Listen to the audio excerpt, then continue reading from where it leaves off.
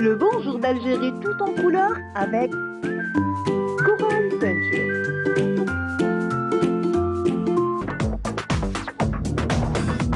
Ensemble, vivons le bonheur d'Algérie. Ensemble, apprécions les couleurs d'Algérie. Le soleil, les merveilles du pays, un réveil de fraîcheur et de vie. Ensemble, vivons un moment de nostalgie. Mesdames, Messieurs, bonjour, ravi de vous retrouver en cette matinée du 12 mars 2021. Nous vous rappelons que notre émission est sponsorisée par Coral Peinture. Alors ce matin, en compagnie du docteur Fethi Benachnou, nous allons nous intéresser à l'une des maladies du siècle, si on peut appeler ceci ainsi, c'est l'obésité. Donc connaître de l'obésité et son impact sur le système immunitaire, particulièrement avec le mois de Ramadan qui s'approche à grands pas. Nous nous intéresserons également ce matin aux langues étrangères, mais pas de n'importe quelle façon, puisqu'il y a une association qui est née. Il s'agit de l'association des enseignants chercheurs en langues étrangères. Alors, quelle est la place des langues étrangères dans notre société?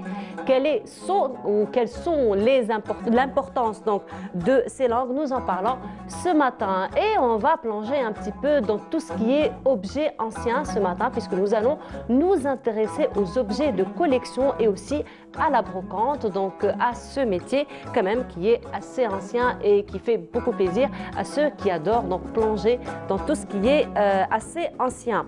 Aussi, donc nous aurons les étudiants de Babzouar qui seront parmi nous ce matin. Donc ce sont des étudiantes particulièrement qui viennent marquer la journée de la femme à travers un événement qui ou un concours donc qui sera organisé donc pour la femme, et on parlera aussi en compagnie de ces étudiantes de la place de la femme dans le monde du travail. Et la rubrique habituelle du vendredi, à savoir que Zanchar, elle reviendra donc sur l'engagement citoyen et particulièrement la journée de la femme, la journée des personnes en situation d'handicap. Voilà un peu pour le menu de ce matin, mais avant cela, les nouvelles du ciel en compagnie de Mina Abed.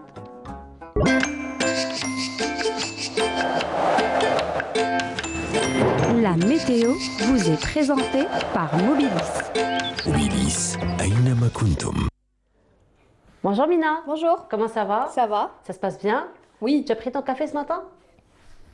Je me disais, qu'est-ce qu'il faisait ce moulin juste devant toi? C'est magnifique. C'est magnifique. Je suis heureuse.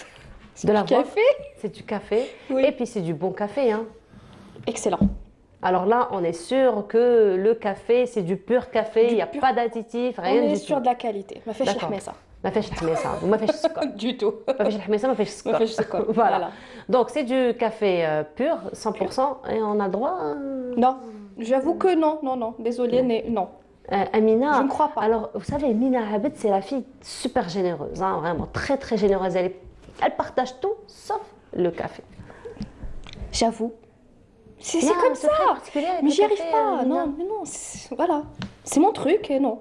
D'accord. Je suis désolée, mais même avec un moulin qui pourrait nous faire 3 tasses, 4 tasses, 5 tasses peut-être. Ça sera les 5 tasses pour moi. Carrément. Bon, peut-être. Allez, peut-être. Ah ben voilà. Peut-être. Quand même, 5 tasses. Peut-être. Tu connais sans Nina. Ça dépend de la taille de la tasse. Allez, on va dire une petite tasse. Non. Ah, une grande petite tasse pour moi. Petite tasse pour toi. Petite tasse pour moi et petite tasse pour vous. Petite tasse pour toi, petite tasse pour nous. Petite tasse pour toi, petite tasse pour nous. Tout à fait. D'accord. Bon, les proportions.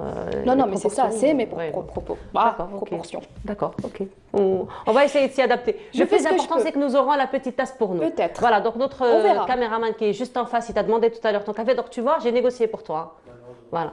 J'ai négocié pour toi, tu auras ta petite tasse. Voilà. Peut-être. Voilà, mais sinon, Nina, nous avons eu du beau soleil ce matin.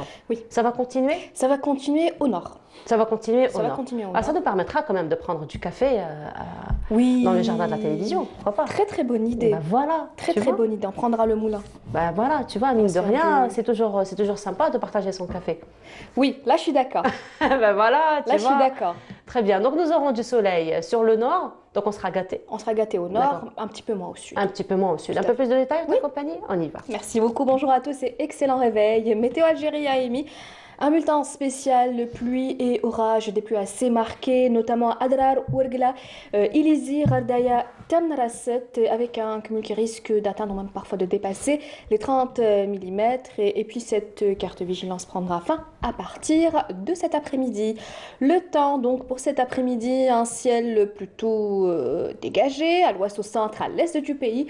Sur les régions sahariennes, un petit peu moins, avec des passages nuageux parfois denses, des pluies assez marquées vers l'extrême sud, le Hogar, le Tassili, le Sahara central, quelques pluies également sur les oasis et le Sahara oriental, et puis un ciel plutôt voilé sur la Saoura, le sud-ouest, et on notera également de fréquents soulèvements de sable. Les températures de cet après-midi, eh bien, on relèvera une petite hausse du mercure, avec sur la moitié nord 23 degrés, du côté d'Alger 22 degrés, à Oran 23 à Tlemcen, 17 degrés Djelfa Al Bayat, 21 degrés à Gardaya, 22 à Béchar, 20 degrés à Hassim Saoud, Ilizi, et enfin 35 degrés, ce sera la maximale pour l'extrême sud. On passe tout de suite à l'état de la mer pour cet après-midi. On notera une mer plutôt calme à l'ouest du pays, peu agitée sur le centre et l'est, avec des vents entre 20 et 30 km/h vers la partie ouest, et entre 10 et 20 km/h sur le centre et l'est. Place tout de suite au continent africain pour aujourd'hui. Un ciel plutôt nuageux, avec des pluies à Kinshasa, des pluies également à Abidjan, un ciel plutôt dégagé à Addis Abeba, Nairobi. Côté mercure, on notera 28 degrés à Nairobi, 27 à Addis Abeba, 32 degrés à Kinshasa, et enfin 32 également à Abidjan. Encore une fois, excellente matinée, et à tout à l'heure midi.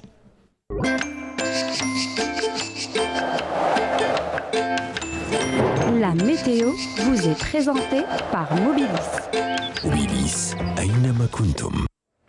Et il faut dire, Mina Abed, que c'est quand même la période des vents de sable au sud. Tout à fait. Il y en a beaucoup en ce moment. Voilà, le printemps est connu au sud par les vents de sable. Oui, mais il faut faire attention. Il faut faire attention, avec les effectivement. pluies, il faut vraiment faire attention. Surtout pour les gens qui prennent la route. Tout à fait. Voilà, surtout pour les gens qui Tout à prennent la fait. route. Donc, allez-y doucement. vigilance. Voilà, vigilance. Si et vous n'êtes pas vigilance. obligé de sortir, ne sortez pas. Exactement. Et roulez doucement. Surtout.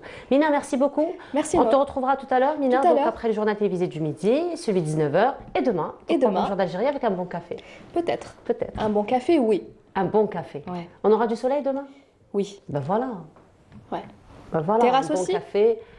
Ben, on sera au studio, mais c'est pas grave. On va tu sais, imaginer. de toute façon, le café ne se prend jamais en 5 minutes. Hein, on le sait, le café, on le prend en 2 heures, 3 heures de temps. Donc ça nous permettra de prendre Même toute la journée, il n'y a pas de souci. Toute la journée, il n'y a pas de souci. Voilà, j'ai jamais compris cette philosophie. Moi aussi. Le café froid, j'ai jamais compris. J'ai jamais compris, mais c'est une philosophie. Et puis, il y a des gens qui apprécient. Hein. Oui. Voilà. Merci beaucoup, Mina. Merci, Noor. Donc, à tout à l'heure après le journal télévisé du midi, celui de 19h, et demain, donc à partir de 9h, pour Bonjour d'Algérie. Bonne journée à toi. Merci. Du soleil. Oui. En attendant qu'on te rejoigne pour Exactement. le café. Voilà. Et on continue. Pause musicale cette fois-ci. Ce sera en compagnie de Hayat Zerouk. Et on se retrouve juste après.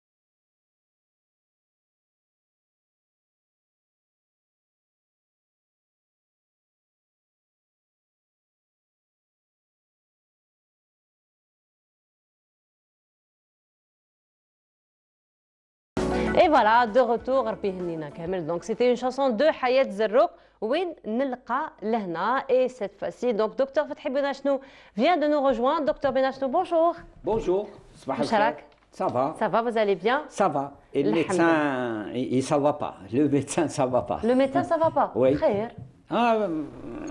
Il faut renforcer les mesures de protection. Je commence tout de suite. On a un relâchement. Attention, attention, attention. Avec les nouveaux variants aussi. Oui, ça pousse comme des champignons et c'était prévisible. Les virus, c'est ça. Les virus, c'est ça. Les virus, ça, c'est pas uniquement Covid-19, ça mute. Et parfois, des mutations, vous savez, c'est comme un feu d'artifice, il y a une étincelle qui sort.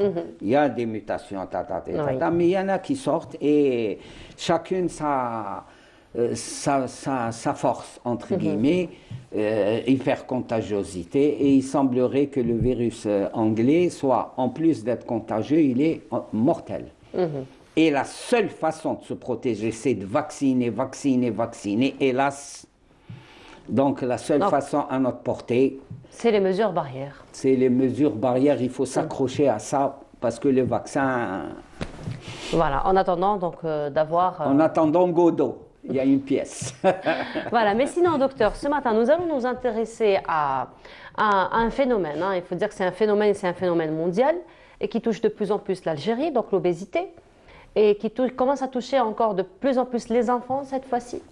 Et ça a une incidence directe sur le système immunitaire, n'est-ce pas? Vous connaissez la question.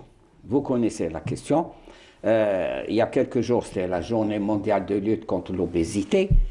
Le problème, ce n'est pas l'obésité, ce n'est pas de dire l'obésité. Le problème, c'est qu'est-ce qu'on fait pour lutter. À titre d'exemple, les États-Unis qui sont faits d'États, ce sont des États, chaque État est libre de... alors, vu l'ampleur de l'obésité, l'accélération de l'obésité chez la population américaine, c'est devenu un programme de lutte fédéral, appliqué.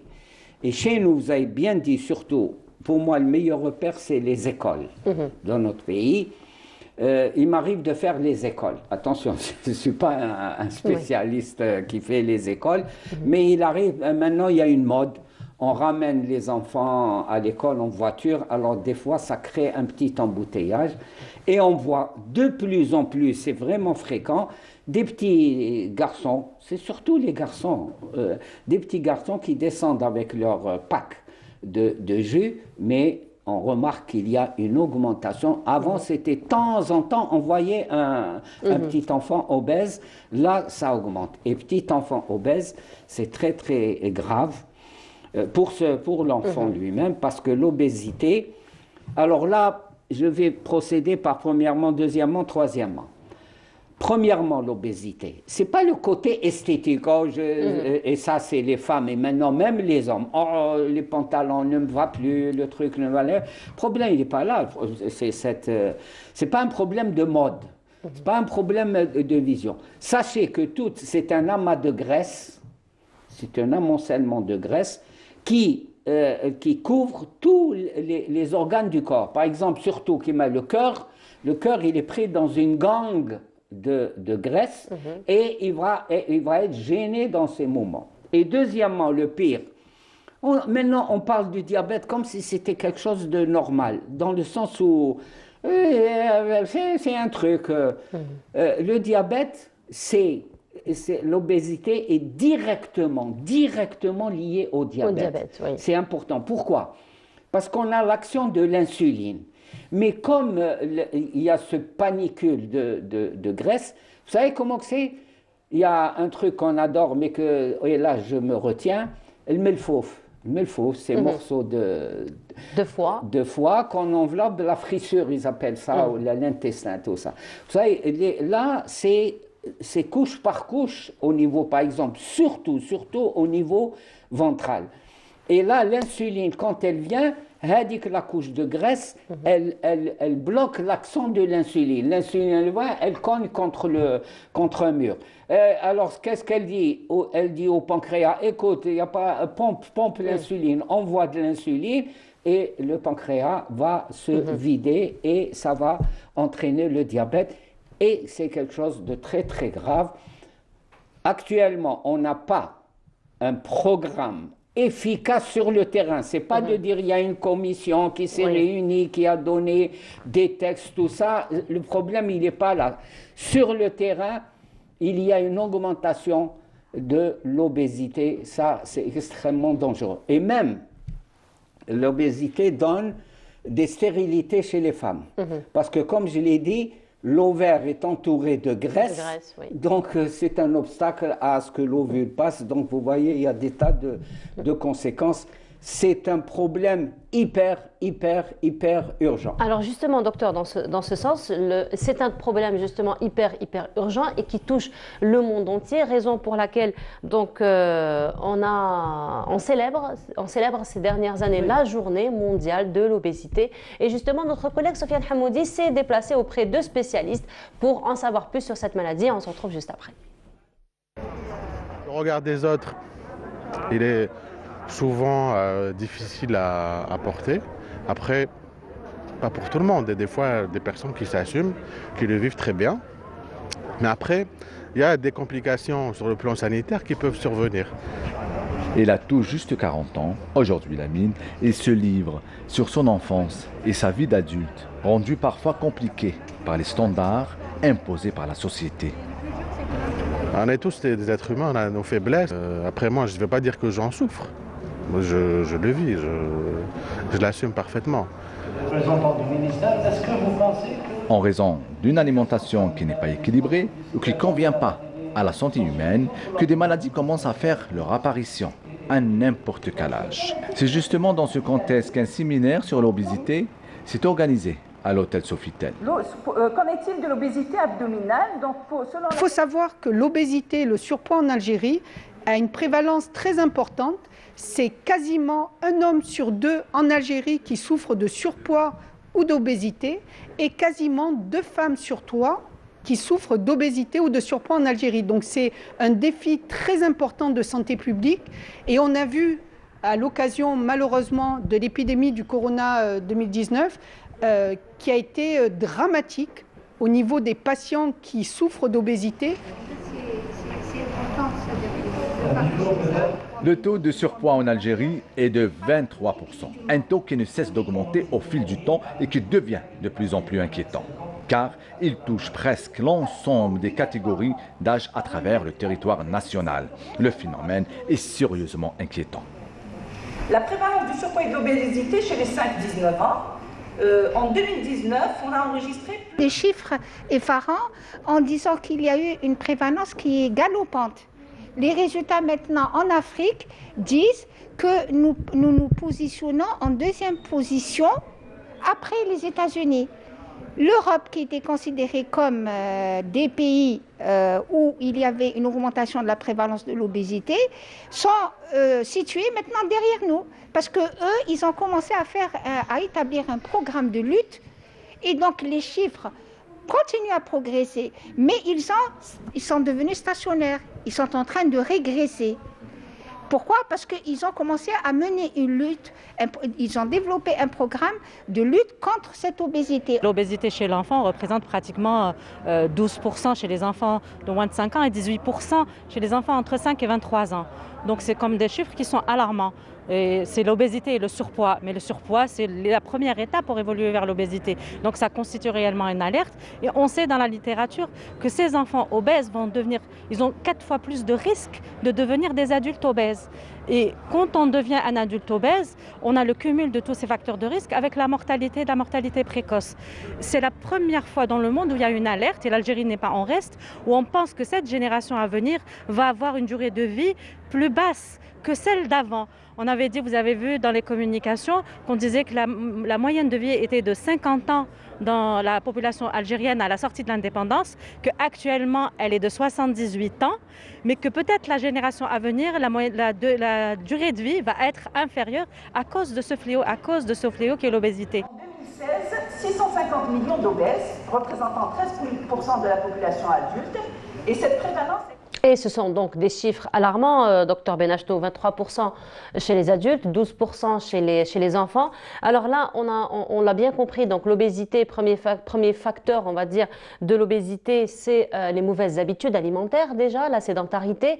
Mais qu'en est-il du champ héréditaire? C'est à 99%, c'est le mode de vie. Il ne faut pas chercher héréditaire. Pourquoi? Maintenant, l'hérédité, c'est autre chose. Oui. Qu'un enfant, un garçon ou une fille, que la maman soit grosse, que le papa soit gros, que la grand-mère soit grosse, ou le grand-père, ou l'oncle, ça, c'est des traditions culinaires, c'est le même mode de vie. Vous nourrissez d'une certaine façon, vous dites qu'à chaque fois, vous êtes habitué à ce qu'il y ait 3 ou 4 bouteilles d'eau de limonade, ce qu'on appelle limonade, pas eau gazeuse, c'est limonade. C'est une tradition chez vous, on vous transmet. C'est une hérédité de mode de vie. On hérite d'un mode de vie, on transmet un mode de vie. Mais le côté hérédité comme ça, classique, génétiquement, peut-être c'est très long, on peut aussi parler d'un dérèglement hormonal, mais le plus important et le plus réaliste, c'est quoi? Moi, j'aimerais dire une chose, on parle d'obésité, on n'explique pas à la population, c'est quoi l'obésité?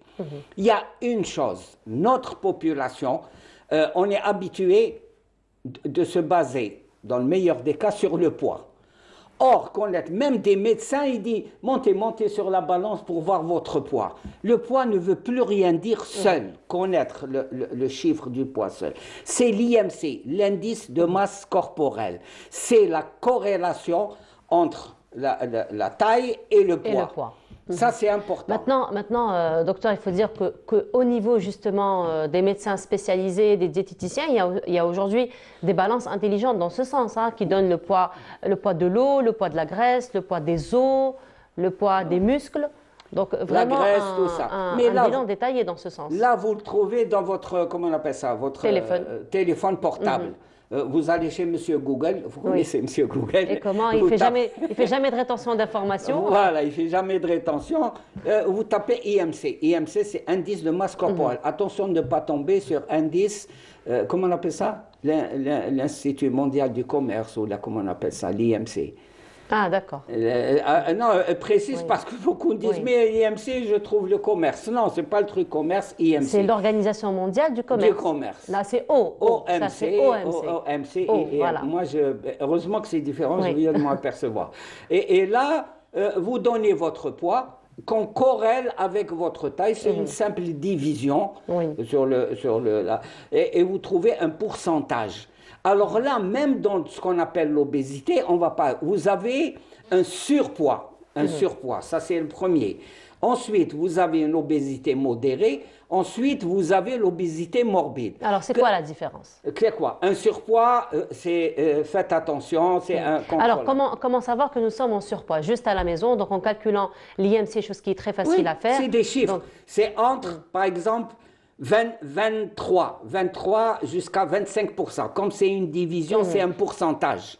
C'est entre 25 à 30%. Ça, c'est obésité modérée. Mais au-delà de 30%, je prends les chiffres algériens, parce que, attention, ces données-là, par exemple, en Algérie, on ne connaît pas notre population obèse. Et à quel type d'obésité? Il n'y a pas de publication. Moudé, dans son reportage, il en a parlé quand même. Il a parlé de 23% d'obèses chez les adultes et 12% chez les enfants. Donc il y a quand même je vais vous dire, un recensement qui a été fait. Oui. Ça, un recensement. Il faut faire un recensement national selon des critères unifiés. Je ne connais pas le monsieur ou le médecin qui a donné ces pourcentages. Pourcentages nationaux, comment a-t-il procédé? C'est des publications scientifiques, il y a des normes, il faudrait arriver à faire un canevas qui doit s'appliquer à tout le territoire national selon ces critères pour calculer. Et deuxièmement, à mon avis, ce n'est pas important de savoir quel est le pourcentage. La situation est alarmante. On le sait, on ne va pas dire il y en a que là, il y en a là. Je crois que ce qui est important, l'UDS, on a des instruments. Unité de dépistage et de suivi, c'est-à-dire l'ancienne médecine scolaire. C'est là où on doit mettre le paquet. Comment mettre le paquet? Quand on parle de plan de lutte contre l'obésité, vous savez, la meilleure arme de lutte contre l'obésité, c'est ce qu'on appelle les cantines scolaires, les cantines universitaires. Pourquoi? Parce que c'est là où on apprend à l'enfant à manger. Qu'est-ce qui est bien, qu'est-ce qui n'est pas bien. Tout. Moi, quand tu me mets dans les écoles, je te dis tu, parce que là, il n'y a pas de problème. Quand on met dans les écoles des distributeurs de boissons sucrées et je vais vous dire une chose, j'ai travaillé dans un centre où viennent beaucoup de personnes âgées pour des histoires de rhumatisme, des histoires. Alors, la majorité, c'était des diabétiques, c'était des hypertendus, j'ai vu qu'on offrait des yaourts sucrés, zama, aux fraises, zama, au truc. Aromatisés, oui. Aromatisés, sucralisés, monsieur, aromatisés. Oui. J'ai discuté avec le directeur, il était entièrement d'accord, directeur de l'établissement, de donner à la limite des yaourts nature. Et bien, ça a été la croix et la bannière, comme on dit. Voilà, donc on va peut-être conclure sur ça, docteur. Donc on rappelle juste que l'obésité, la seule lutte pour l'instant, c'est avoir une bonne hygiène alimentaire et une bonne hygiène de vie. Donc, oui, mais attention, il ne faut pas culpabiliser les citoyens parce que les enfants... Regardez le déferlement de publicité sur les produits sucrés, il y a quelque chose de catastrophique. Moi, je reste étonné quand on montre une petite fille qui plonge ses doigts dans du sucre et qui les lèche. Quand on me montre des gosses nageant dans un fleuve de chocolat. Donc, vous voyez, ça me fait mal au cœur maintenant d'en parler parce que c'est rapide et qu'on est. Et il faudrait en plus, le plus urgemment possible, qu'il y ait un programme sur le terrain, pas de texte, pas de commission, pas de réunion, pas de ça. Non, des textes d'application, surtout au niveau scolaire, les CEM et surtout au niveau des universités, les restaurants universitaires. C'est très important. Sinon, on payera, regardez, on va payer une grosse facture en argent et en être humain quand vous allez avoir une cohorte de diabétiques. Effectivement. Merci beaucoup, docteur, encore une fois, pour cette thématique urgente, d'autant plus que Ramadan approche. Donc là, encore une fois, il faut être doublement vigilant. Merci beaucoup. Docteur, on vous retrouvera la semaine prochaine donc avec une autre thématique. Inch'Allah. Voilà, et on continue notre programme cette matinée et voilà, qui est un nouvel espace donc, pour les amateurs de lecture, Mediabook, qui vient d'ouvrir ses portes donc, aux amateurs de livres. Et c'est Sabrina Khlefi qui est partie visiter cette Mediabook et est revenue avec ce reportage. Dans le quartier du Sendé est ouvert le Neji Mega Bookstore, un lieu dédié à la lecture, au savoir, aux loisirs et aux sciences. Des livres par milliers, au plus grand bonheur des petits et grands. Cette librairie fait partie du groupe El Izza, c'est notre 7e librairie. Et la plus grande, elle s'étend sur une superficie de 1300 mètres carrés sur 3 niveaux. Le premier niveau est dédié aux livres, aux dictionnaires, aux articles scolaires et tout ce qui est théologie. Le deuxième niveau est essentiellement dédié aux livres d'enfants. C'est une librairie à l'intérieur de la librairie. Une partie pour les encyclopédies et une partie pour les livres parascolaires. Le troisième niveau, c'est le niveau académique. C'est les livres universitaires, que ce soit médecine, architecture, droit, psychologie, économie, littérature en 3 langues, arabe, français et arabe, et même en kabyle. Nous attendons un arrivage. Cette librairie, comme j'ai dit, c'était la 7e, après celle de Béchar, Oran, Tlemcen, Sétif et Alger. L'établissement brasse toutes les disciplines. On retrouve des livres dédiés à la théologie, la littérature, l'histoire, la psychologie, la philosophie, le droit, l'économie, les sciences exactes, les encyclopédies, les atlas géants, des livres pour enfants, des livres de jeunesse, des livres universitaires et des livres parascolaires. Nous essayons d'avoir une multitude de variétés. Nous avons ici presque 14 000 titres, alors que dans nos dépôts, on a déjà 40 000 titres. Ça veut dire qu'on va alimenter petit à petit cette librairie avec des nouveautés. Le groupe représente déjà des maisons d'édition nationales et internationales de l'Égypte, de Liban, de la Syrie et de la Jordanie. Nous attendons un arrivage d'ici mi-décembre. On aura des nouveautés internationales de l'année 2020. Et à chaque fois, on essaiera de satisfaire les demandes de nos lecteurs. Nous essayons et nous allons vers que cette librairie soit la Mecque des amoureux du livre et que ce soit un espace multidisciplinaire. La librairie sera ouverte de 9h à 18h avec des mesures sanitaires nécessaires contre le Covid-19. L'entrée se fera par groupe de 40 personnes. Des doseurs de gel désinfectant sont mis à la disposition du client, lequel devra impérativement porter une bavette.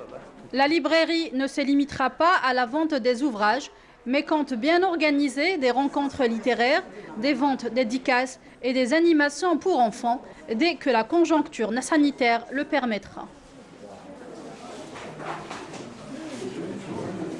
Et voilà, c'était donc la librairie Mega Bookstore qui a ouvert ses portes donc dernièrement pour les amateurs et les amoureux de la lecture et du livre. Et nous restons quand même avec les amateurs de la lecture, les amateurs du livre. Cette fois-ci, nous allons nous intéresser plutôt aux langues étrangères puisque une association a vu le jour pour la promotion des langues étrangères. Nous avons parmi nous la présidente de cette association. Il s'agit de Madame Imen Wahib Melzi. Bonjour. Bonjour. Marhaba bik. Merci pour votre invitation. Allah yselmek. Alors, Association nationale des enseignants-chercheurs en langue étrangère. On n'a pas vraiment l'habitude d'entendre parler de ce genre d'association. Effectivement, c'est la première association de ce caractère-là au niveau national. C'est vrai qu'on a l'habitude d'avoir des associations qui sont on va dire, du ressort de l'humanitaire, beaucoup plus de l'aide à la personne et tout ça. Mais suite à un besoin que nous avons ressenti autant qu'enseignants-chercheurs à l'université, autant aussi que membres de la société algérienne, il est tout à fait naturel de penser à une association qui travaille sur la promotion des langues étrangères et qui vient justement pour aider enseignants et étudiants dans leur quête de ce savoir. Alors justement, vous êtes des enseignants chercheurs en langue étrangère, vous-même vous êtes enseignante, n'est-ce pas? Tout à fait, je suis maître de conférences habilitée à tenir des recherches en didactique des langues à l'université Blida 2. En quelle langue? Française. En langue française, voilà. Alors quand on parle de langue étrangère, certainement il n'y a pas que le français, mais j'imagine qu'il y a toutes les langues qui sont enseignées en Algérie. Exactement, nous nous intéressons à toutes les langues enseignées sur le territoire national. Actuellement, on peut compter 3 langues dans le cadre de notre association, l'italien, l'anglais et le français, qui sont représentés par des enseignants-chercheurs issus de 30 wilayas différents. Donc voilà, tout à fait. Il y a eu un engouement vraiment important et incroyable suite à la création de notre association qui va fêter justement très prochainement, le 14 mars, sa 3e année d'existence, parce qu'on a adopté ses statuts le 14 mars 2018.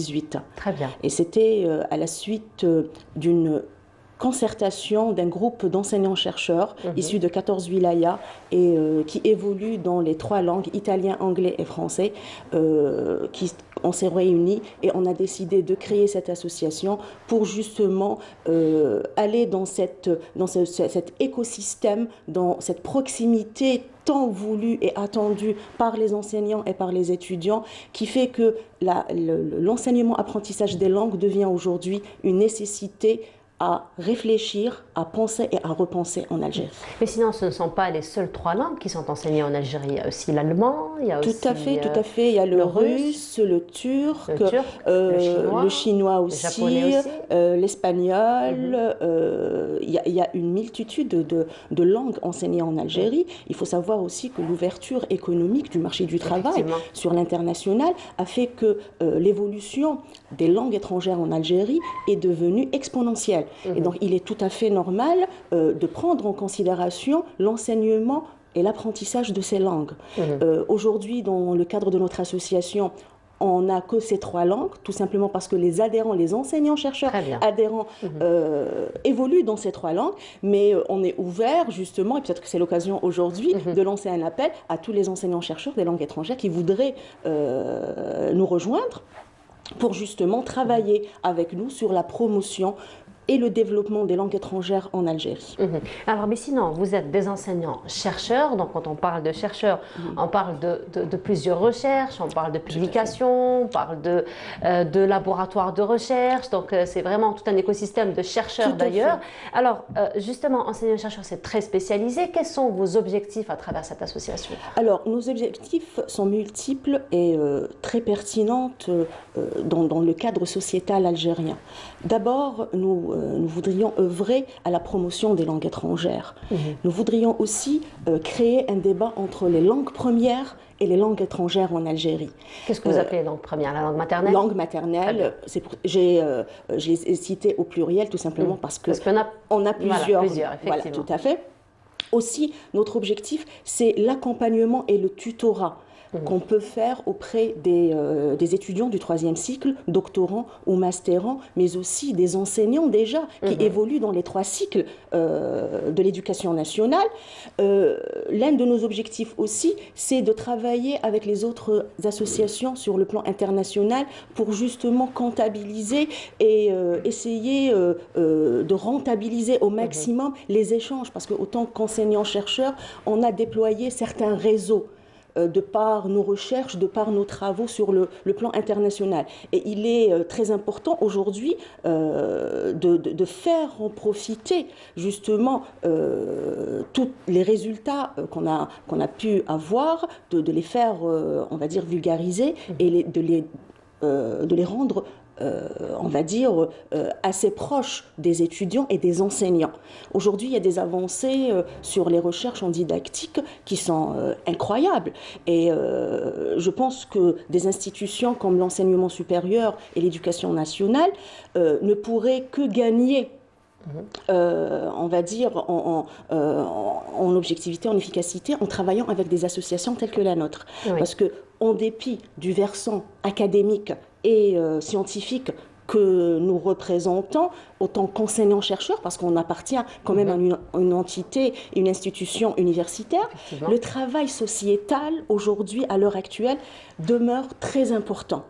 Et on le voit dans des sociétés, on va dire, de par le monde, qui ont compris très tôt l'impact que pouvait avoir le travail associatif dans le développement sociétal et qui ont misé, entre autres le Canada, sur le développement de ce travail associatif. Et donc nous pensons, nous sommes dans ce sillage qui fait que rendre on va dire, vulgariser et rendre accessibles les recherches qu'on fait dans le cadre des laboratoires, qu'on fait dans un cadre académique, et aussi rendre, on va dire, plus proches les chercheurs des enseignants et des étudiants. Parce qu'on peut croire qu'on évolue dans une sphère académique, on peut dire qu'on est proche de nos étudiants. Mais malheureusement, une fois qu'on sort de l'université, il n'y a plus de contact. Chacun pour soi. Voilà. Et là, c'est dommage. C'est dommage parce que ce n'est pas l'esprit, on va dire, scientifique et ce n'est pas notre esprit académique. Et donc, on a trouvé dans ce travail associatif et dans la création de cette association un prolongement. Un prolongement de tout ce qu'on fait dans le cadre des laboratoires. Et aussi, ça nous a permis de fédérer des compétences qui existent sur le territoire national, non seulement dans une seule langue, mais dans plusieurs langues étrangères. Et aujourd'hui, il est clair que penser tous ensemble l'enseignement-apprentissage des langues étrangères ne pourra que contribuer à son développement en Algérie et notamment à rendre cet apprentissage beaucoup plus, on va dire, accessible et beaucoup plus correct pour les étudiants. Voilà. Mais sinon, il y a peut-être une question qui m'intrigue un petit peu parce que dans le milieu universitaire, on parle beaucoup plus de laboratoires de recherche, par exemple. On parle aussi de clubs qui sont lancés généralement par les étudiants et ils font un très beau travail sur terrain, il faut le dire. On en reçoit souvent. D'ailleurs, tout à l'heure, nous allons avoir un club parmi nous. Pourquoi être parti dans ce concept d'association? Pourquoi une association? Pourquoi pas laboratoire? Pourquoi pas club? Pourquoi une association? Alors, tout d'abord, comme je l'ai dit tout à l'heure, l'association vient en complément à tout ce qu'on fait dans le cadre académique. L'association nous permet, nous enseignants-chercheurs, de contribuer à un travail sociétal qui nous permet de s'ouvrir sur un écosystème. Aujourd'hui, on parle de l'ouverture de l'université sur la société. C'est quelque chose qui est, on va dire, très en vogue et c'est un discours qui revient très souvent. Mais moi, en tant qu'enseignante-chercheur, je me pose la question, où je peux percevoir, moi, cette ouverture? Moi, quand je sors de ma salle de cours ou de mon laboratoire, je n'ai aucun contact avec mes étudiants ou avec, on va dire, les actants ou les acteurs du système éducatif en général. Et donc, de là est née cette idée, c'est de rendre le travail associatif au service de la recherche scientifique. C'est-à-dire, le chercheur va trouver son compte parce qu'il va vulgariser ses recherches, il va être en contact permanent avec la société sur laquelle il réfléchit et il travaille. Et d'un autre côté, l'étudiant et l'enseignant vont être aussi gagnants dans cette transaction parce qu'ils vont avoir l'accès à des recherches au premier degré sans attendre à ce qu'ils soient membres, parce que comme vous le savez, la communauté scientifique, c'est une communauté très fermée sur elle-même. Hein. On a beau dire que on fait des recherches, il y a pas mal de projets de recherche, mais au-delà des congrès, des colloques qui sont quand même pour une communauté bien spécialisée, avec des le recommandations commun, très intéressantes voilà, aussi. tout à fait, le commun, on va dire des mortels, on va dire la société, d'une manière générale, n'est pas au courant de ce qui se passe. Voilà. Alors, notre association est venue justement pour rendre cette proximité existante. Voilà. Très bien. Alors, juste pour conclure, Madame Iman Wahib Melzi, quels sont vos projets, on va dire? Alors, l'ANECLEA, en dépit de toute la programmation qu'elle a pu faire, on a quand même fait plusieurs webinaires, on a assuré plusieurs webinaires, 14 en tout, oui, pour l'année qui s'est écoulée. Pour cette année, il y a tout un programme assez riche en présentiel et à distance. Très prochainement, à l'occasion de la journée internationale de la langue française qui est prévue pour le 20 mars, nous avons lancé un concours d'écriture sur la nouvelle. Et donc, on va justement publier, suite à une expertise par un panel d'experts, on va publier la nouvelle sur notre site web et sur nos réseaux sociaux. Alors, justement, pour vous contacter, vos réseaux sociaux? Alors, nous avons le site web, alors ANECLEA, pour la page Facebook. Alors, ANECLEA pour Association nationale des enseignants-chercheurs en langues étrangères. Et nous avons un site web, alors soit aneclea.org ou pour le mailing, c'est contact@aneclea.org. Très bien, voilà. Merci beaucoup d'avoir été parmi nous ce matin. C'est moi qui Je rappelle, Madame Iman Wahib Melzi, vous êtes la présidente de l'Association nationale des enseignants-chercheurs en langues étrangères. Merci beaucoup d'avoir été parmi nous ce matin. Et nous vous souhaitons une très belle continuation, un très beau succès dans tout ce que vous allez entreprendre. Merci. Merci beaucoup. Et on continue notre programme. Dans un petit moment, nous aurons parmi nous des collectionneurs, vous l'auriez compris, parce que vous l'avez vu sur notre plateau qui est super bien décoré avec des objets, de très beaux objets anciens. Mais avant cela, un petit tour au niveau de la Casbah d'Alger en compagnie de Feya El-Hamdi qui, elle, s'est intéressée on va dire, à un axe très particulier de la Casbah. Il s'agit des portées et leurs heurtoirs d'une manière générale. Voilà, donc je vous propose ce reportage et on se retrouve juste après. Au fil de mes balades à travers les dédales de la Casbah d'Alger, je suis tombée sous le charme des portes des maisons qui ont traversé les siècles. Mais ce qui m'a attiré le plus, c'est les différents modèles d'heurtoirs qui ornent ces portes. De véritables joyaux du patrimoine algérois. On le retrouve un petit peu dans les palais, dans les grandes maisons, les manoirs, etc. Et bien sûr, petit à petit, il est descendu vers l'Andalousie et on le retrouve vers le 15e, 16e siècle. On retrouve un petit peu l'heurtoir mauresque, typiquement mauresque. Il y avait plusieurs modèles, mais le plus connu, c'est celui d'une main portant une pomme ou sans pomme, portant une bague ou pas. Le heurtoir, appelé à Alger un nah, est une pièce de métal composée d'une partie fixe à laquelle s'agence une partie mobile.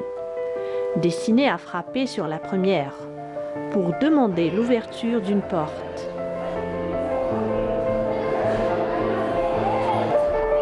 Nous avons un modèle de heurtoir. Tout à l'heure, je disais que l'origine de l'heurtoir algérois vient de l'Andalousie. C'est après la chute de Grenade.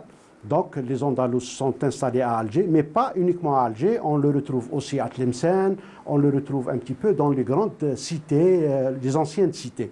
Mais ici à Alger, le modèle le plus répandu, c'est le heurtoir avec une main.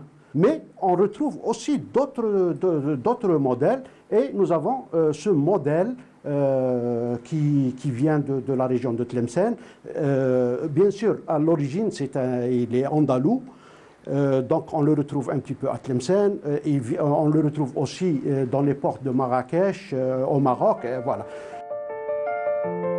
Ils sont fabriqués de différentes formes: anneaux, mains, marteaux, en fer, bronze, cuivre ou en bois.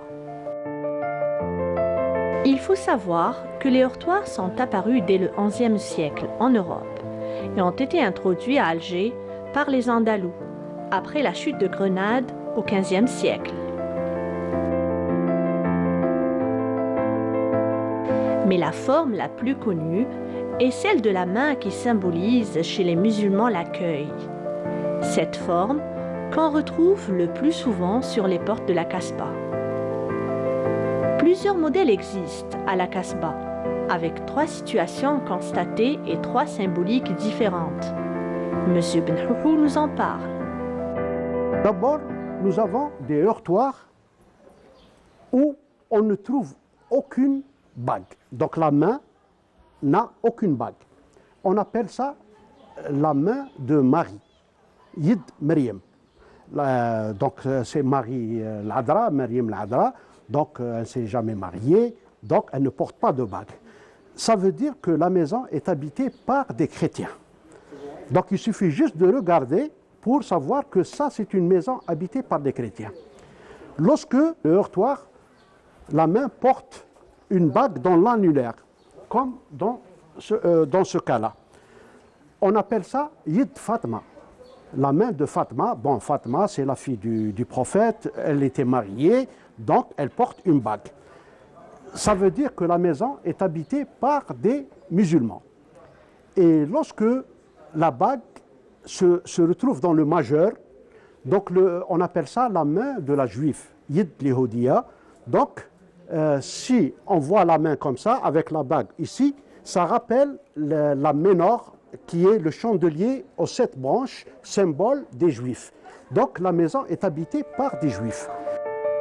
Le nah ou heurtoir a donné chez les Algérois une expression drab nah que beaucoup de personnes utilisent pour demander de fermer les yeux sur quelque chose, mais sans savoir exactement le lien entre nah et fermer les yeux.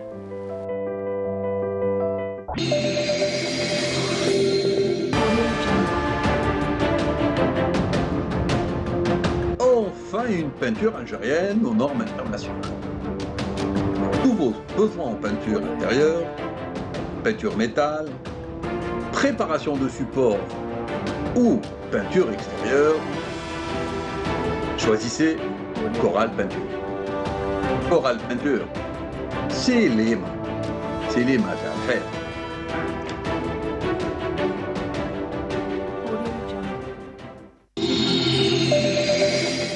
Et un petit voyage à travers le temps que nous vous proposons ce matin à travers des objets anciens et aussi à travers les propriétaires, les collectionneurs de ces objets parmi nous. Donc ce matin, Somaya Resqi, bonjour. Bonjour. Alors Somaya, vous êtes collectionneur de tourne-disques. Exactement. Amateur collectionneur de collectionneur. Amateur. Voilà.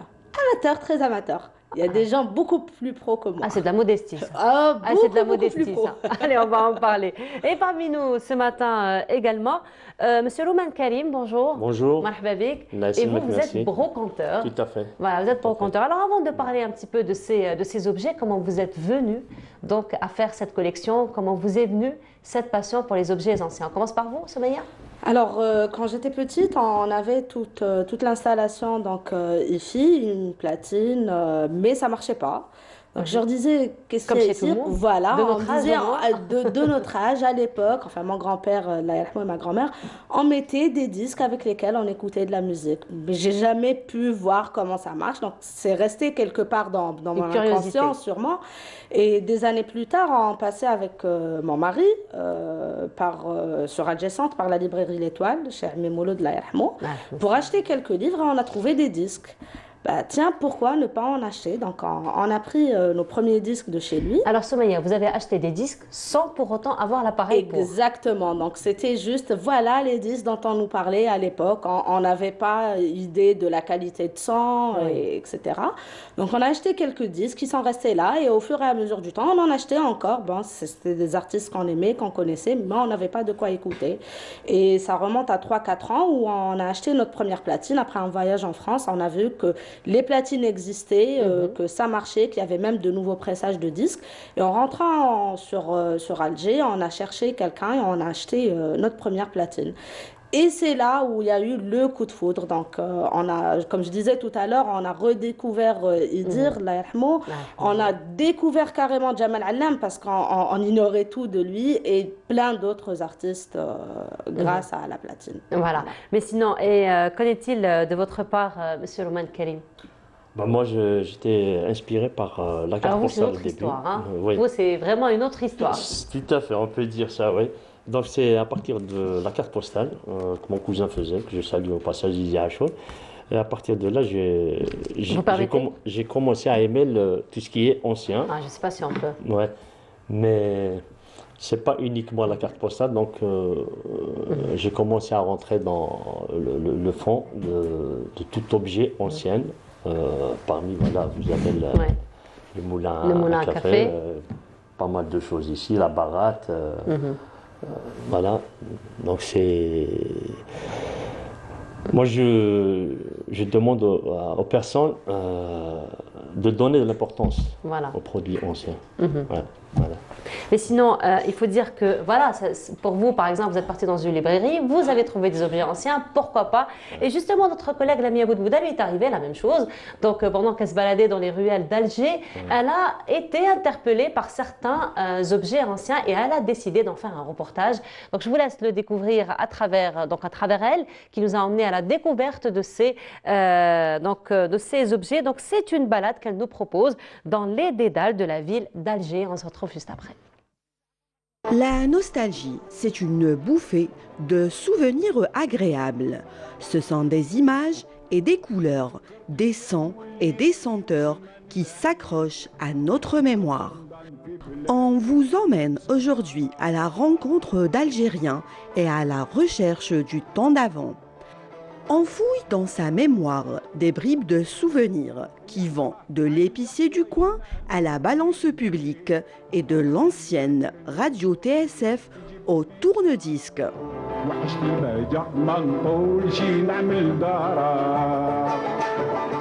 La nostalgie كي نشوفهم السني نشوف كي نخرج من المسجد كنت في البريمار نشربوا فيهم قهوه حليب ميزان هذا تاع الزمان هذا ما كاش نوزنوا فيه روحنا للدوك ردوا ب 5 دينار هذيك الصغيره بصح حنا لي زونسيان نعرفوا له 100 فراك القديمه 1 دينار يمشي.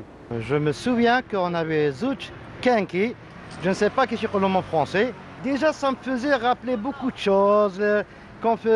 Même quand on là, déjà on avait quelque chose de quoi dépanner. Qui كنا نخرجوا من l'école, qui نلحقوا la plupart dans tous les immeubles, on sentait l'odeur du café. Certains prennent plaisir à remonter le temps des qadettes. Les objets et les vêtements de nos grands-mères réveillent bien des souvenirs.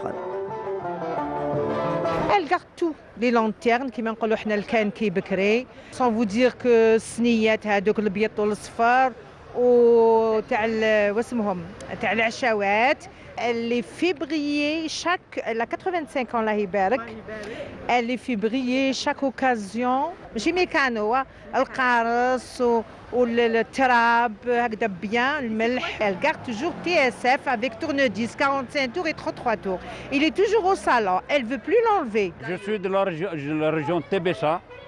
Alors نقول لك الحوايج اللي راهم عندنا en ce moment وعزاز علينا. عندنا قصعة كما نقولوا احنا قصعة نتاع حطب بالمغارف نتاعها. عندنا مثرد هذا يقولوا له المثرد ما نعرف واش يقولوا له هنا في الجزائر. عندنا صندوق نتاع العرايس. Nous, nos ancêtres, nos grands-mères, nos grands-parents, nous gardons toujours les objets traditionnels qui sont les bijoux, les burnous, les robes kabyles, les foulards, les chevaliers, je peux le dire en kabyle. هذاك هو on garde l'huile, on conserve de l'huile. طبسي عشاوات، المحبس، المرش، المهرس، السني والسنيوات، البقراج، الكنكي, comme le prononçaient nos ancêtres, sont autant d'objets qui connaissent aujourd'hui un regain d'intérêt et de popularité. Je suis un jeune, j'ai commencé en 2007. C'est mon grand-père qui nous a laissé ce métier. Je travaille depuis 2007. Il y a beaucoup de gens, il y a beaucoup de gens qui viennent pour chercher des objets anciens comme sniwat, tabsi achawat et tout ce qui est en cuivre et tout ce qui est ancien. Peut-être que ça leur rappelle des souvenirs et tout. Objet inanimé. Avez-vous donc une âme qui s'attache à notre âme et la force d'aimer? Se demandait ainsi le poète Lamartine. Et voilà, c'était une très belle balade que Lamia Bouddha nous a proposée. Alors, je voyais que vous étiez en train de regarder le reportage avec de grands yeux, hein, avec beaucoup d'intérêt. Peut-être un petit mot par rapport à ce que nous avons vu comme objet ancien? Oui, c'est merveilleux, c'est quelque chose de beau. Hein. Oui. Comme je vous disais tout à l'heure, il est temps de s'intéresser à tout ça. Oui. Des choses rares. Puis ça change. Franchement, lorsqu'on rentre chez un cousin, chez un ami, on trouve un tourne-disque. Un moulin à café comme ça. Un moulin à café, une baratte, par exemple. Tout ça, ça change moralement. Mais voilà. Voilà, Soumaya, vous avez quoi? C'est un héritage qu'on devrait conserver. Par exemple, l'awitaq, je ne savais pas qu'on appelait ça l'awitaq. Oui, voilà. Parce que c'est l'awitaq qui le prend dans son trousseau. Exactement. Voilà. C'est la première fois que j'apprenne ça. C'est très intéressant. On devrait s'approfondir dessus. Effectivement. Mais sinon, Roman Karim, alors vous êtes branconteur. Voilà, j'y arrive. Alors, parlez-nous un petit peu de ce métier, de sa place aussi Alger en Algérie, dans la société. Dans la société algérienne, c'est-à-dire, c'est ancien, mais sur le marché algérien, c'est nouveau. D'accord. Ouais, c'est nouveau. Comme on vient de le voir sur le documentaire là, c'est quelque chose de nouveau, mais c'est un métier qui va prendre de l'ampleur. Je vous dis, ouais. Parce que les gens, ils commencent à s'intéresser vraiment aux objets anciens. Il n'y a pas que ça. On va essayer de véhiculer nos anciens objets algériens, bien sûr. Ce qui est algérien. Qui reste un patrimoine. Mais dans ce sens, justement, par rapport à tous ces objets-là, alors il faut dire qu'avec les nouvelles technologies aujourd'hui, on peut reproduire tout ce qu'on veut. Hein. Donc, tout à fait. Qu'en est-il un petit peu de l'authenticité des objets? Parce que ce qui est intéressant, c'est d'avoir des objets authentiques et authentifiés et qu'on est sûr donc, que ce sont des objets anciens et non pas des imitations. Là, c'est un peu difficile. Toute la question est là. Toute la question est là. Pour authentifier un objet, certes, on peut l'authentifier, mais comme vous dites, avec les nouvelles technologies, je pense qu'on peut fabriquer la même. Voilà. On ne saura plus où est la vraie. L'original, l'authentique et celle qui est. Mais un brocanteur, il saura. Un brocanteur, il saura. Un brocanteur, il a les outils. Oui. Et c'est ce que vous avez fait d'ailleurs. C'est ce que vous avez fait d'ailleurs dans les objets que vous avez ramenés. J'imagine les objets que vous avez dans votre local. Vous avez tout daté, donc finalement, vous avez tout authentifié, tout daté, n'est-ce pas? En quelque sorte, tout à fait. Comment vous avez fait? Comment vous avez procédé pour cela? Par exemple, les anciens objets, avant de les récupérer, j'ai demandé l'âge, d'où il vient, comment il est fabriqué, Tout ça, c'est l'historique de l'objet lui-même. Voilà. Donc vous remontez un petit peu dans l'histoire de l'objet. Tout à fait. Ce sont des recherches finalement. C'est des recherches, Et je vais continuer à faire des recherches encore.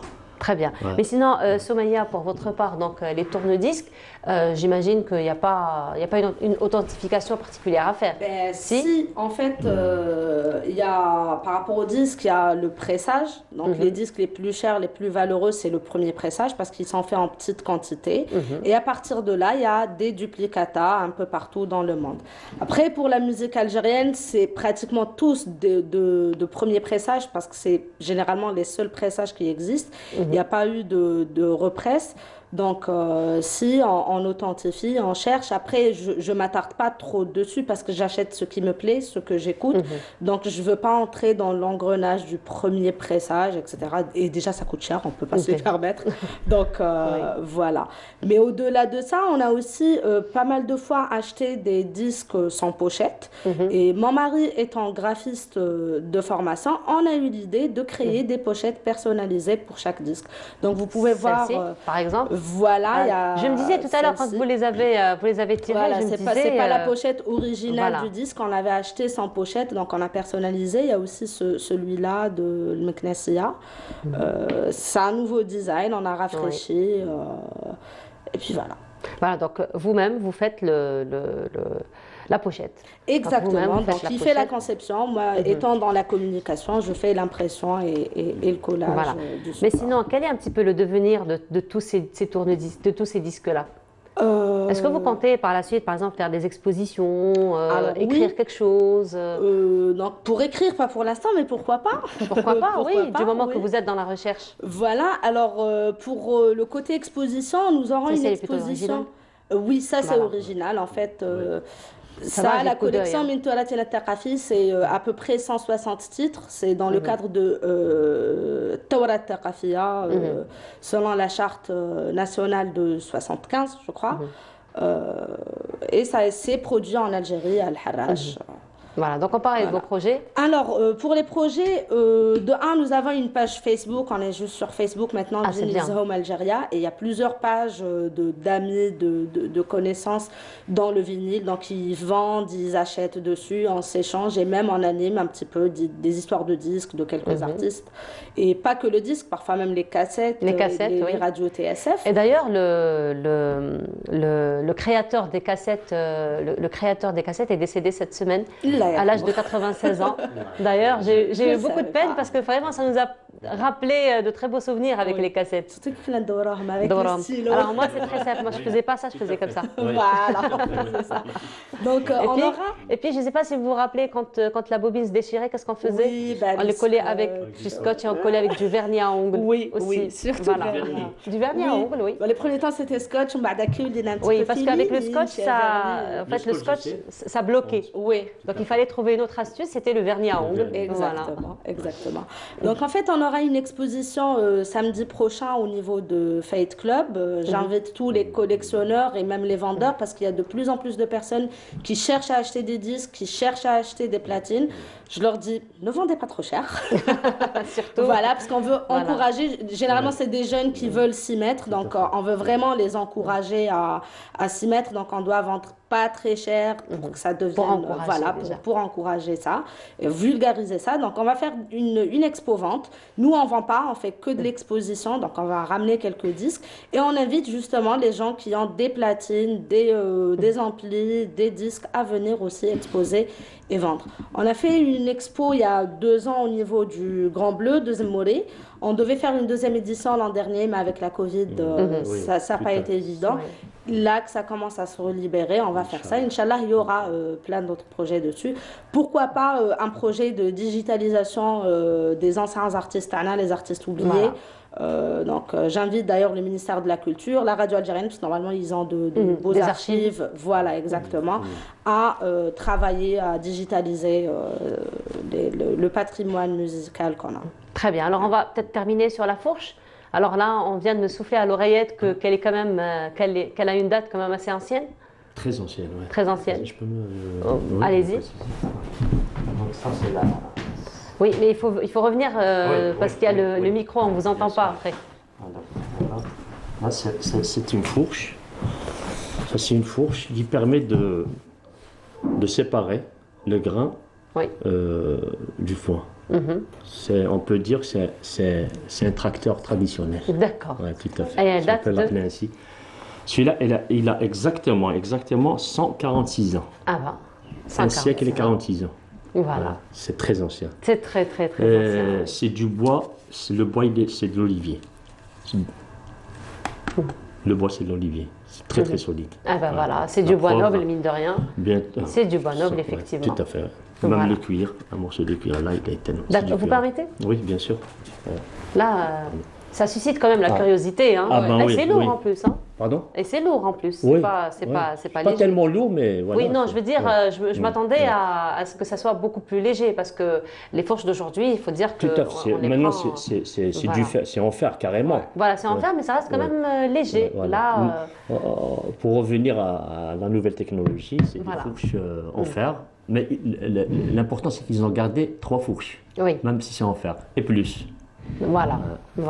Merci beaucoup d'avoir été parmi nous ce matin. Merci beaucoup pour ces très belles collections que vous avez partagées avec nous ce matin. Nous vous souhaitons une très belle continuation. Donc je rappelle, Soumaïa Leski, vous étiez parmi nous ce matin. Vous êtes collectionneur d'objets anciens, notamment les disques durs. Et Roman Karim, donc vous êtes brocanteur. Merci beaucoup d'avoir été parmi nous ce matin. Et on continue notre programme ce matin. Cette fois-ci, ce sera du côté de la Kabylie que nous allons partir en compagnie de Samia Bouharour, qui elle s'est intéressée donc aux femmes potières, donc aux femmes qui pratiquent toujours ce métier ancestral jusqu'à nos jours. Elle les a rencontrées dans ce reportage. Afrir, ce village qui se trouve dans la commune de Mekla et à plus de 30 km de Tizi Ouzou, s'offre à nous et nous livre ses secrets. Avec ses 5000 habitants, le village d'Afrir fait parler de lui et de sa terre. Toutes les familles ici comptent sur la poterie pour se nourrir. Le cas de Nazahra, une conservatrice par excellence de ce métier ancestral. Nazahra interprète Ashwiq en travaillant des chants anciens qui expriment tous les états de l'âme de la femme. La femme kabyle exprime sa joie, sa douleur et ses espérances.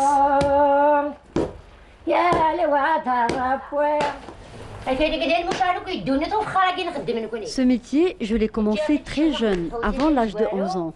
Ce village était très pauvre autrefois et c'est grâce au Cheikh Mohamed El Hussein, il était le sage de la région, c'est lui qui nous a orientés vers la terre et l'argile en nous disant « faites de la poterie, votre métier ». Et c'est grâce à la poterie que j'ai pu élever mes enfants.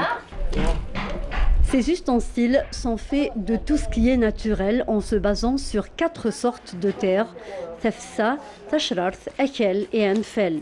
On la pétrit à l'ancienne, pas de machine ni produits chimiques ici.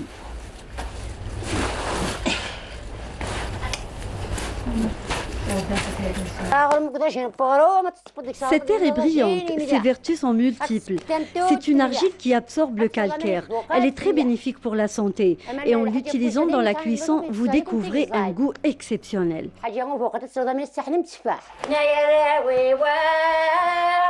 Un savoir-faire exceptionnel, des mains de fée. En un tour de magie, la pièce est déjà façonnée.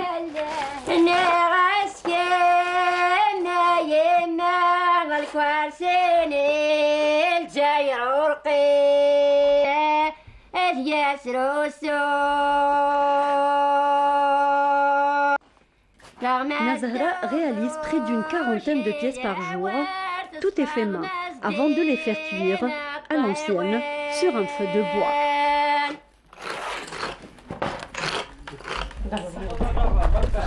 Les femmes d'Afrir se préparent chaque année pour la fête de la poterie organisée chaque été et qui connaît un engouement exceptionnel, surtout de la part des touristes. Les femmes d'Afrir ont fait de la poterie une passion et une ressource.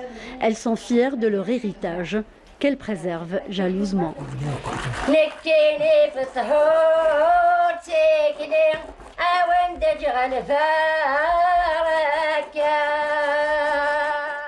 Et voilà, c'était donc un tour du côté de la cabine en compagnie de Samia Bouharour qui, elle, s'est intéressée à ces femmes qui perpétuent donc ce métier ancestral qui est la poterie. Et ce matin, Kenza Nchari parmi nous. Kenza, bonjour. Bonjour Nour. Comment vas-tu? Très bien. Ça va, très bien. Ça va. Tu étais partie où cette semaine?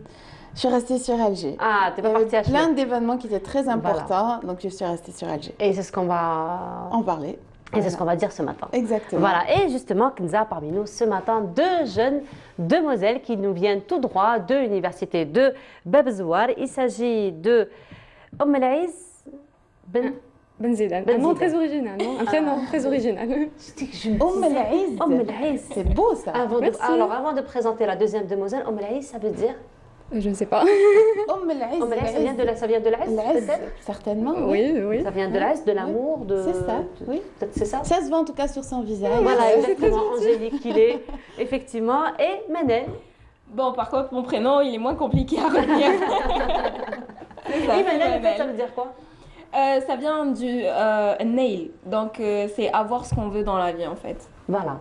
Et jusqu'à présent, ça va? Tu arrives à... Jusque-là, ça va. Ça va. Voilà, c'est parfait. Alors, Manel Mansour, étudiante à Bab Zouar, vous êtes toutes les deux en Master 2? Non, moi je suis en L3 Télécom. En L3 Télécom, et toi? Oui. Master 2 en Master 2, voilà. Donc, tu étais parmi nous déjà, Manel? Oui, je suis déjà passée. Voilà, tu es déjà passée avec nous. Et là, tu es parmi nous pour parler encore d'un autre événement qui est très intéressant. Oui, parce qu'il y en a encore. Voilà, alors, juste un petit moment, mais avant cela...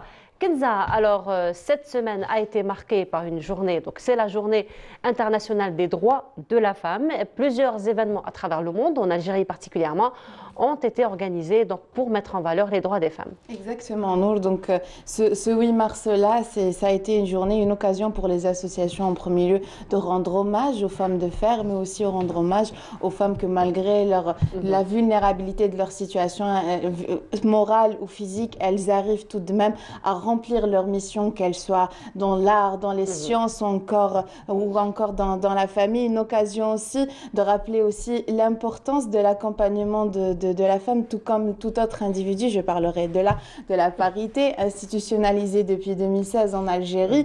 Mais à ce jour, on n'a toujours pas encore vu de femmes à la tête de très grandes entreprises. Je parlais de Sonelgaz ou de Sonatrach. Et pourtant, ce n'est point une question de compétences, mais c'est justement par rapport à l'homme, mais c'est justement cette question de parité. Et c'est une occasion justement de parler aussi de la protection de la femme. Tout récemment, ces derniers temps, nous avons beaucoup vu tout ce féminisme et cette violence contre les femmes. Donc à cet effet, notre chronique d'aujourd'hui, nous allons parler de 3 différentes initiatives qui ne se concentrent pas juste sur le 8 mars, mais c'est sur tous les autres jours de l'année. 365 et 366 jours. Exactement, parce que c'est un individu de la société. Donc justement, pour commencer, nous allons parler de Tomorrow is a Better Day. Donc demain est un jour meilleur. Donc c'est un compte Instagram, c'est un groupe de jeunes femmes qui luttent justement à travers leur compte Instagram TBD Algéria pour la lutte contre la violence et le harcèlement sexuel fait aux femmes, mais aussi de la lutte contre cette culture du violence. Donc c'est comme une sorte de cellule d'écoute orientée justement pour les femmes et pour les jeunes filles, encore même pour les petites filles qui peuvent justement, enfin à l'âge d'utiliser l'internet. Donc elles ont ce groupe-là, TBD Algéria, a pour objectif premier de dénoncer, c'est important de dénoncer. Vous savez que le dernier rapport des Nations Unies dit que seulement 10% des femmes victimes de harcèlement osent en parler, dénoncent dénoncent l'acte, ou encore 40% seulement qui osent dénoncer. Donc c'est très important de dénoncer, parce qu'il faut savoir qu'en premier lieu, avant même d'aller vers la justice ou autre, c'est un soulagement pour la femme de pouvoir en parler, qu'elle soit de femme de tout âge. Donc il y a c'est comme une cellule d'écoute. Donc on voit sur leur compte Instagram des témoignages de femmes qui ont survécu à l'harcèlement. Donc, et ils ont aussi pour objectif, aussi un deuxième objectif, des ateliers de soutien psychologique, parce que c'est important de soutenir la femme qui est victime de cela, ou encore des ateliers de self-défense. Et d'ailleurs, donc elles ont fait... Oui, oui, donc elles ont fait... Donc justement, elles ont fait un atelier le 8, aujourd'hui le 12, il y aura un atelier, et aussi le 19 mars aussi, il va y avoir justement un atelier de self-défense. Donc vous pouvez directement vous orienter sur leur compte Instagram tbd.algeria justement pour faire cela. Et puis aussi, nous allons toujours, vous savez, on passe beaucoup de temps sur les réseaux sociaux, on passe beaucoup de temps de la journée sur nos réseaux sociaux. On est aussi très souvent, j'aimerais dire un peu contrainte de donner nos informations personnelles quand on a besoin d'un service sur Internet, malgré toutes les garanties qu'il y a, mais justement pour pouvoir et savoir comment bien utiliser Internet comment bien utiliser Internet quand on a besoin de ce service-là, et surtout pour les femmes, il y a Salamet DZ, donc c'est aussi une communauté, un groupe sur Instagram, donc salamet.dz, qui offre donc des conseils sur comment se protéger, comment bien identifier, savoir utiliser ces données sur Internet et comment justement les présenter, ou encore ça offre des formations, des conférences aussi sur comment bien utiliser l'outil justement de Internet. Ils offrent aussi même des ateliers pour développer ses compétences sur Internet. On le verra d'ailleurs avec l'événement de CELEC sur comment bien utiliser, comment vivre de Internet justement. Et puis aussi pour celles qui nous regardent, qui ne veulent pas du tout utiliser Internet et qui n'ont pas un rapport direct avec Internet, je parlerai de l'association Saada de Raya, qui elle, on l'a souvent vu sur le terrain, que ce soit le Covid ou même avant le Covid, et bien qui accompagne la femme, donc que ce soit dans la formation, dans son insertion socio-professionnelle, ou encore dans son entrepreneuriat, à travers des formations que l'association même offre à travers tous les ateliers qu'elle propose. Donc vous pouvez vous orienter directement sur sa page Facebook association Saada. Voilà. Et voilà, de très belles initiatives donc au profit de la femme, Kenza. Durant toute l'année. Durant toute l'année, 365-366 jours, on précise là-dessus. Et on continue toujours avec ces événements donc au profit de la femme. Et justement, les étudiantes aujourd'hui sont là parmi nous pour en parler. Donc il faut dire que vous faites partie déjà d'un club scientifique. Oui, c'est un club scientifique qui s'appelle CELEC. Il a été fondé en 1987. C'est vraiment ancien. Ça fait donc 30 ans. Exactement, il est basé à la faculté... Et plus âgé que vous. Oui, beaucoup plus âgé. Donc il est basé à la faculté d'électronique et d'informatique. Voilà, donc on organise pas mal de formations, d'événements, on participe à des compétitions nationales et internationales. Déjà, on a remporté pas mal de prix. Effectivement. Voilà, donc, cette année, on va organiser un événement inédit, voilà, sans précédent. C'est la première fois, il s'appelle Cyberpink. Alors, il s'agit de quoi? Alors, Cyberpink, en fait, ça va être un 2 en 1. Donc, ça va être un workshop et ça va être un hackathon. Le but global de l'événement, ça va être de mettre en valeur la femme dans le domaine technique. C'est-à-dire qu'on va un petit peu briser le mythe. Celui qui dit que tout ce qui est technique, c'est forcément un monde masculin, c'est forcément... Alors que non, peut-être que ça l'a été, mais... Aujourd'hui, ce n'est plus le cas. Ça l'a été peut-être au début, peut-être, mais voilà. Et d'ailleurs, il y a eu même des études, je ne sais pas si tu as entendu parler de ça, Kenza, il y a eu même un rapport. Des études, des rapports. L'UNESCO, le dernier rapport de l'UNESCO, il a déterminé en fait que le plus gros taux de femmes ingénieures, c'est en Algérie au monde. Donc voilà, au monde. Donc ce n'est plus à petite échelle. Donc ça va être, comme je disais, un 2 en 1. Ça va être 3 jours de compétition, mais dans la première journée est un workshop en même temps le début de la compétition. Donc le workshop, il est beaucoup plus axé, on va dire beaucoup plus spécifique, parce que ça va concerner les artisanes. Donc le bouche à oreille, etc. C'est bien. Mais en fait, on va essayer de donner les outils nécessaires pour qu'ils puissent créer leur propre, pour que ces dames-là, ces femmes-là, puissent créer une identité digitale. Même pour celles qui travaillent sur les réseaux sociaux, par exemple, c'est bien pour la communication, mais on va dire que c'est pas très pratique pour gérer les commandes, pour gérer la clientèle, etc. Donc, ce qu'on veut essayer de transmettre à travers ce workshop, c'est les outils digitaux, c'est-à-dire comment créer son site web, comment créer une application. Quand je vous dis ça, ça vous fait peut-être peur. Ah, il y a des gens qui s'occupent de ça. Ah, ça fait peur, etc. Il faut être spécialiste et tout. Or que pas du tout. Il faut juste avoir les bons outils en main. Donc, on va essayer de faire ça.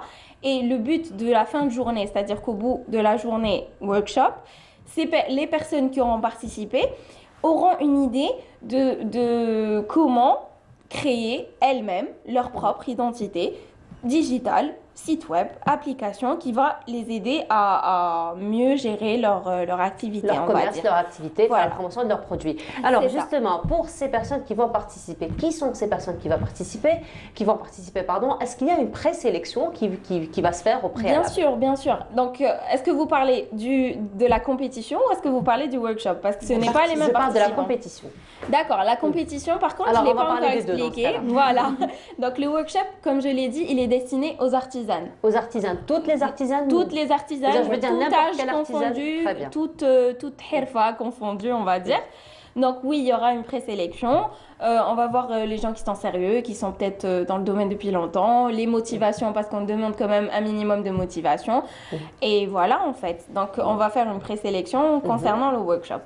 Par rapport au hackathon. Le hackathon, en fait, ça va être une compétition, on va dire. Un challenge. Donc, il y aura différents challenges dans différents domaines, c'est-à-dire fintech, santé, agronomie, agriculture, etc., où les participants seront accueillis et devront essayer de trouver une solution durant les 3 jours, donc le 2, le 3 et le 4 avril. Ce sera le but du hackathon. Mais il y a aussi une autre possibilité, c'est-à-dire que s'il y a une équipe qui s'inscrit et qui a déjà un projet en tête, qu'on appelle ça des porteurs de projet, elles pourront le présenter au bout des 3 jours prévus. Donc voilà, en fait, l'enjeu du hackathon. En coulisses aussi, on m'a dit aussi qu'il y avait aussi la participation des femmes dans ces workshops. Oui. Donc, comme c'est le but en fait de l'événement, c'est de montrer la place de la femme dans le domaine technologique, il y a une condition au hackathon. Donc, chaque équipe devra avoir comme membre au moins une femme. Donc, même s'il y a des garçons qui s'inscrivent, etc., ils sont les bienvenus, mais il devra y avoir au moins une femme par équipe.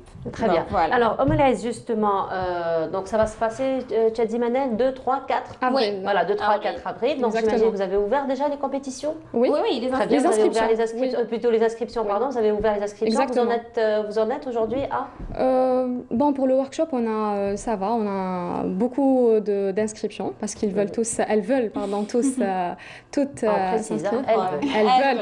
elles veulent, honneur aux dames, voilà. Donc c'est ça, et pour la compétition, ça va. Ça va, c'est-à-dire, vous êtes arrivé, j'ai envie de dire, un petit peu à vos objectifs, un petit peu, ou vous n'avez pas encore atteint l'objectif voulu, donc on n'est pas encore à la moitié du délai, donc on les a ouvertes il y a à peu près une semaine. Une semaine, 10 jours. Une semaine, 10 jours. Et on a encore 10 jours à venir, jusqu'au 27 mars. On ne peut pas avoir une idée. Vous avez plafonné, j'imagine, le nombre de participants au workshop ou à la compétition? Donc, pour les deux, ça va être une centaine. Donc, une quarantaine de participantes pour le workshop et une soixantaine pour le hackathon. Très bien. Alors, pour le hackathon, une fois les lauréats seront connus, connaît-il après de la récompense, on va dire? Ça sera des surprises.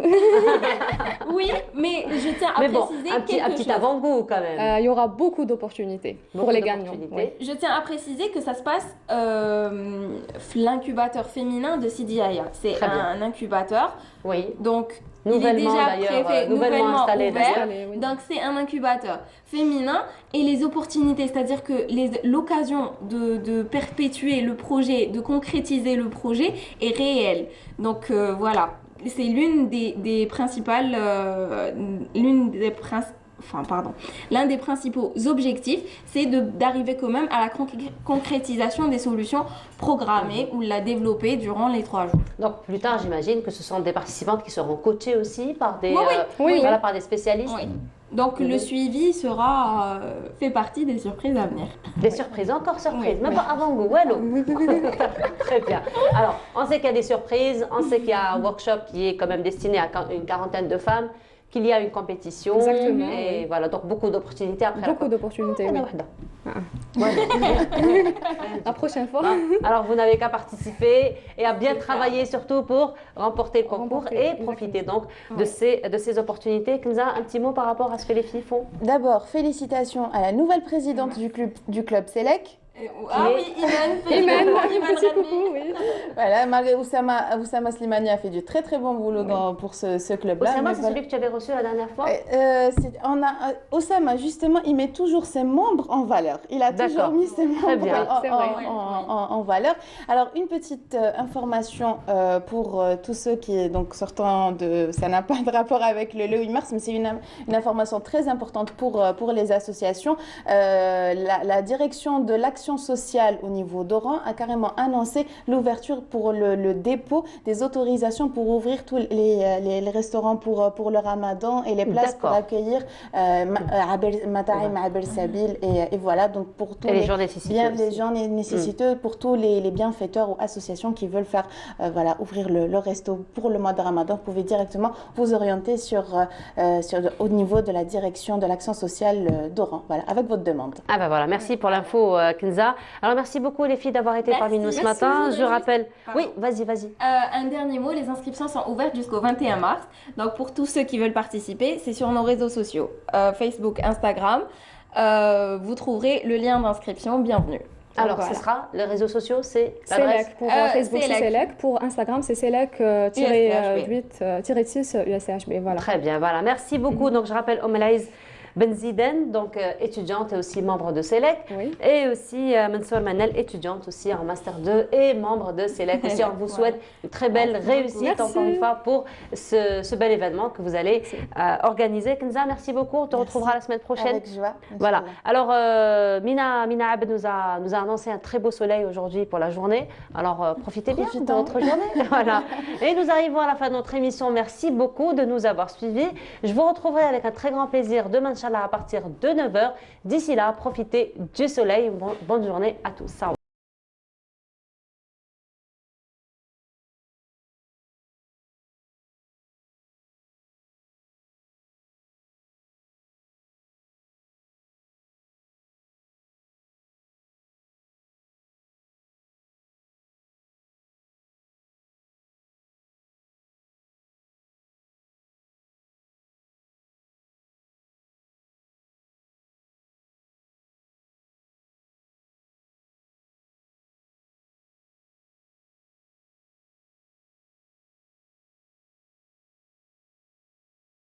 Le bonjour d'Algérie tout en couleur avec